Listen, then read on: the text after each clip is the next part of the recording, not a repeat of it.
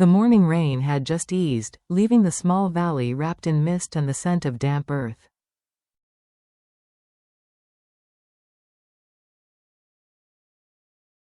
The clouds hung low and heavy, but in their softness was a kind of quiet promise, the kind that comes after hardship, when the world exhales and begins again.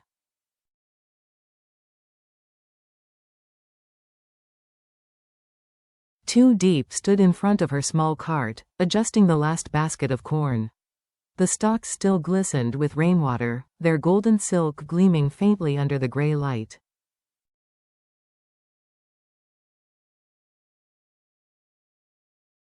She wiped her forehead with the back of her hand, her breath visible in the cool morning air.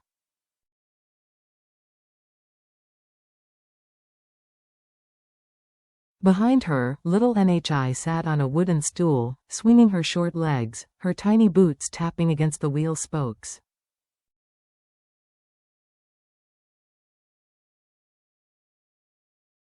Her laughter, bright and clear, felt like a spark against the muted landscape. "Ready to go, sweetheart?" Diep asked, brushing a damp strand of hair from her face.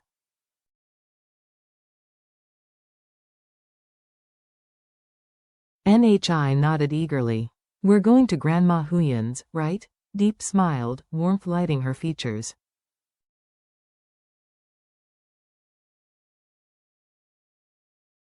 "Yes. And today, we'll give her a special surprise." The road to Mrs. Huyen's house wound through flooded fields and narrow, muddy paths.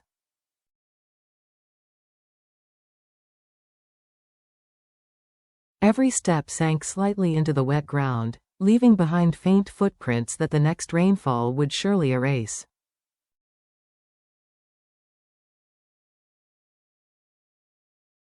But Diep didn't mind. The journey, though long, felt purposeful. Beside her, Nhi hummed softly, skipping over puddles and sending droplets into the air like tiny diamonds.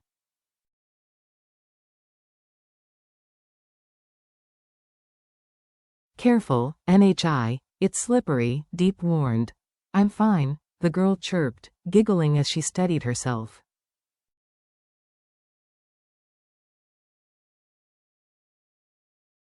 For a while, their voices and laughter were the only sounds in the quiet countryside.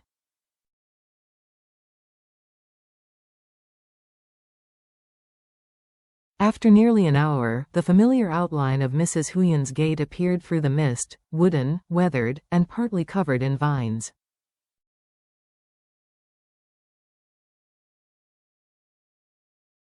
Time had peeled away its paint, but not its spirit. Something inside Diep stirred, a blend of nostalgia and gratitude.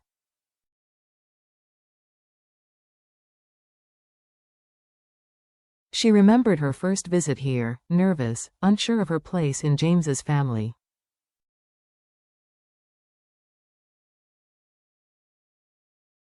But now, she was no longer a stranger, she was home. "Grandma." Nhi called, her small voice bright against the damp air.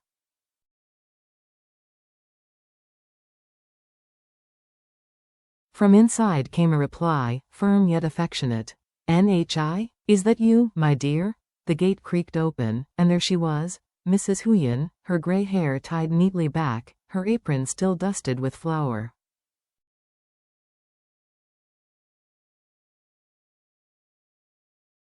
Her face broke into a radiant smile. "Oh my goodness, you two came in this weather. Quick, quick, come in before you catch a cold."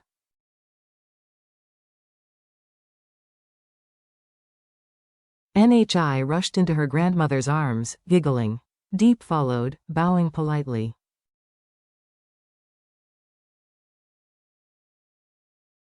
"It's been a while, Mom. We brought some corn from the farm. The rain ruined a few, but these are still good."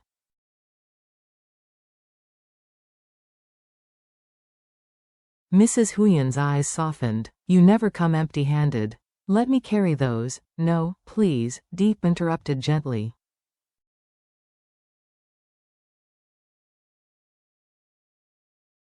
"I've got it." Inside, the small house felt warm and lived in, the faint aroma of herbal tea mixed with the earthy smell of old wood.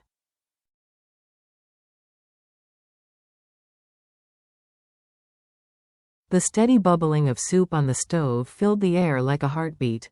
As Deep set the baskets down, Mrs. Huyen chuckled.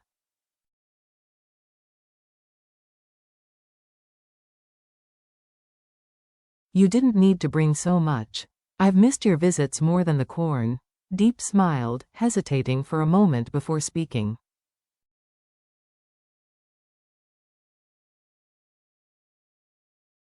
Actually, I brought something special today. She reached into her bag, pulling out a small box wrapped in cream paper and tied with a delicate ribbon.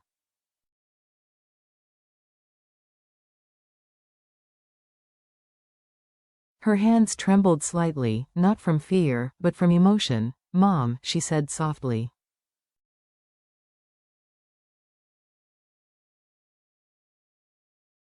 This is for you. Mrs. Huyen blinked in surprise. For me? What is it? Deep placed the box gently in her hands.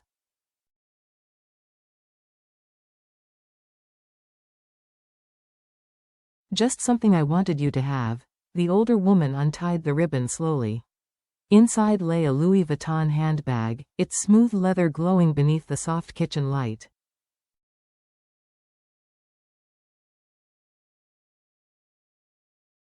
For a long moment, silence filled the room. Deep? Mrs. Huyen whispered. This must have cost a fortune.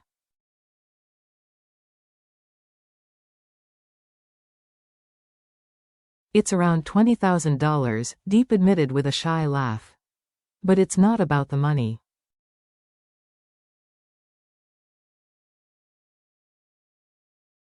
You've done so much for NHI and me. You welcomed us when you didn't have to. I wanted to give you something meaningful, something that says thank you.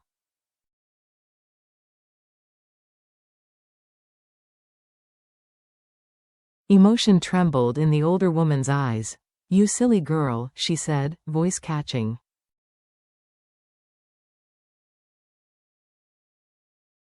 You didn't have to do this. Seeing you both happy is more than enough for me. NHI tugged at her grandmother's sleeve, eyes wide.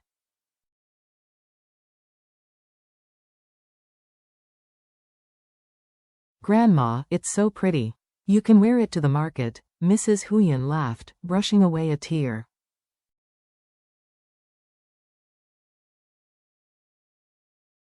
Oh, this child, you always know how to make me smile. Deep exhaled quietly, relief washing through her.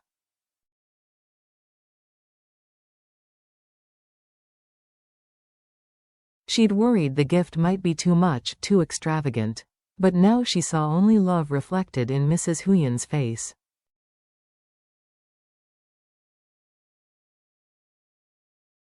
They sat down together, sipping hot tea as the rain returned, soft, rhythmic, almost like music.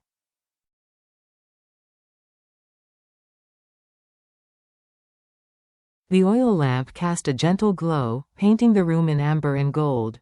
You know, Mrs. Huyen began, James talks about you too often.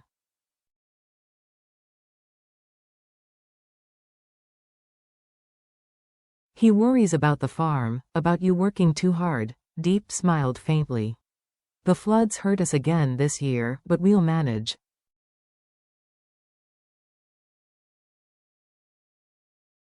I just don't want him to worry. He worries because he loves you, Mrs. Huyen said simply.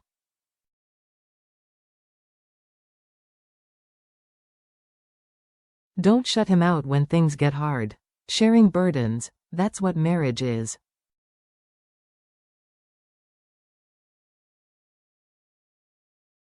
Deep chuckled. You sound just like him. Well, he got it from me, the older woman said, grinning.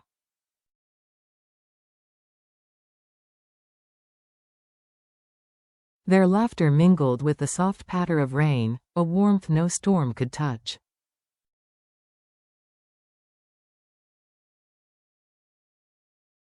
By evening, the sky had darkened again. NHI had fallen asleep on her grandmother's lap, a half-eaten ear of corn still in her hand.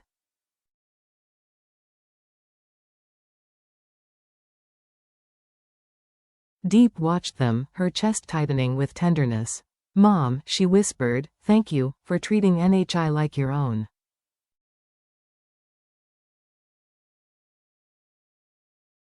Mrs. Huyen brushed the child's hair gently. NHI is family. Blood doesn't make a family, love does.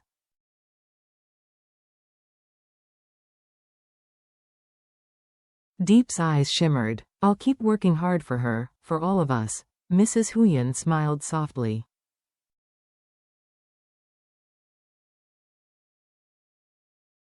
Just promise me one thing. No matter how hard life gets, don't lose your kindness.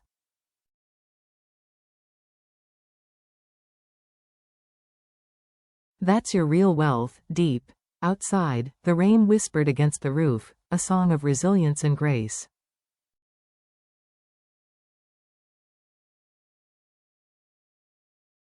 Hours later, the clock ticked softly in the quiet house. The frogs croaked beyond the fence.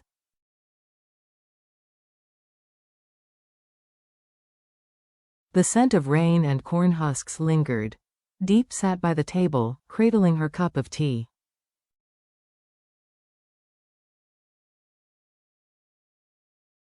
Her mind wandered over the day, the muddy road, the laughter, the gift, the gratitude.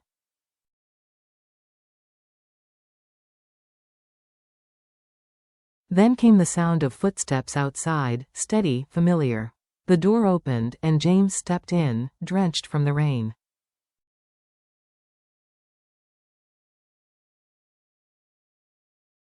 Deep, he said, relief flooding his face. You're soaked, she gasped. He laughed, setting his umbrella aside.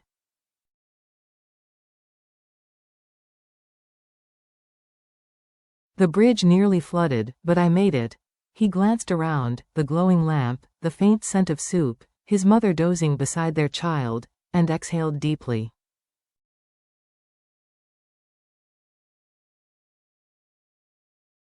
Smells like home. Mrs. Huyen stirred.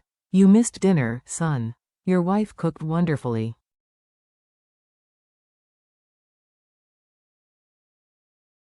James smiled at Deep, eyes warm. You didn't rest all day, did you? Deep handed him a towel.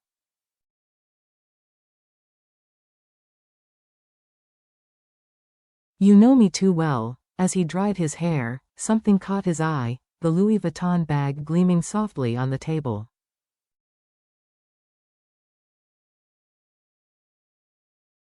Mom, he asked, puzzled, where did you get that? Mrs. Huyen's lips curved in amusement.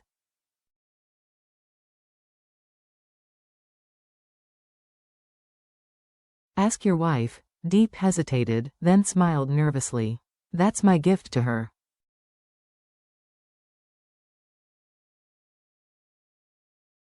James blinked. You bought this? Deep, this must have cost 20,000, his mother said, teasingly proud.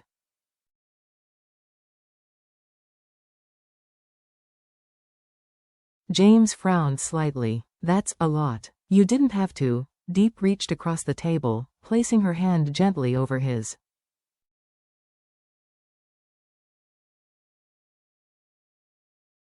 I know, but I wanted to. I used the shop's profit and my small bonus.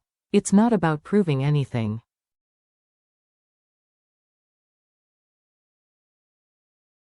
It's gratitude, to the woman who raised the man I love. Her voice was calm, sincere, not defensive, just real.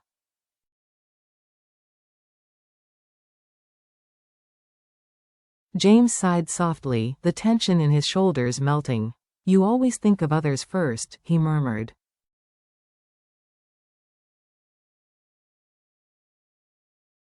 Mrs. Huyen chuckled. Don't scold her, James.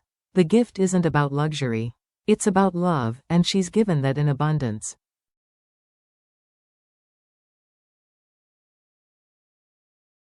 James smiled, his gaze tender. You've already given us enough, Deep, your kindness, your patience, your love for NHI.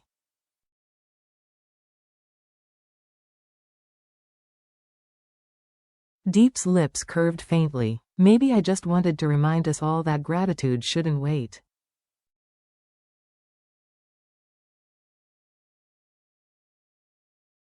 I wanted to give while I still can. Silence settled, comfortable and deep. Outside, the drizzle softened to a whisper.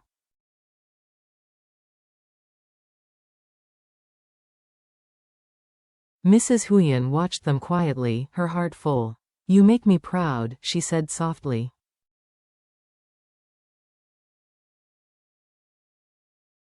"Not because of gifts, but because you love each other honestly." James laughed gently.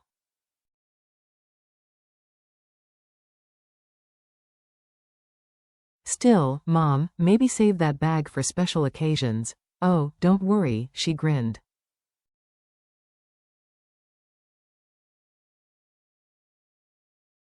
"I'll take it to the market tomorrow." They all burst out laughing, a sound so full and genuine that even Nhi stirred in her sleep, mumbling about corn cakes.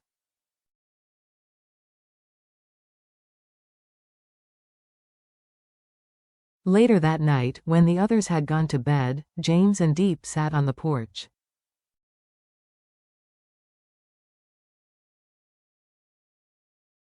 Fireflies danced in the wet air, their tiny lights blinking like stars. "Diep," James said quietly.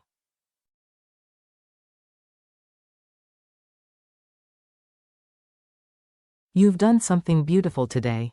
But promise me something." She tilted her head.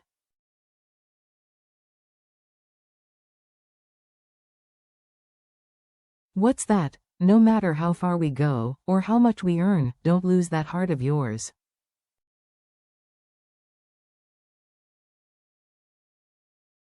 "The one that finds joy in giving." Her eyes glimmered. "I promise. But you, don't forget to come home early once in a while."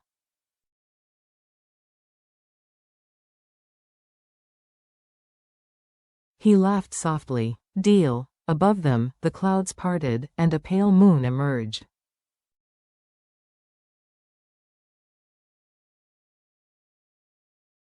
Inside, the Louis Vuitton bag rested beside an old teapot, a symbol of gratitude resting in the simplest of homes.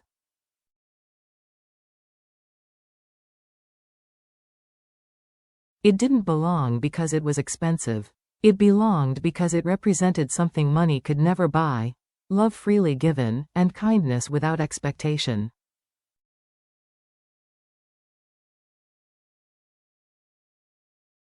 Too Deep looked around her, at the quiet house, the sound of rain fading, the steady heartbeat of her family, and smiled.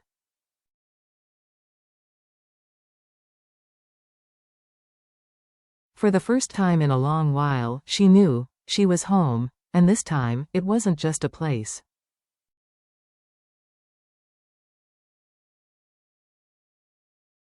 It was a feeling.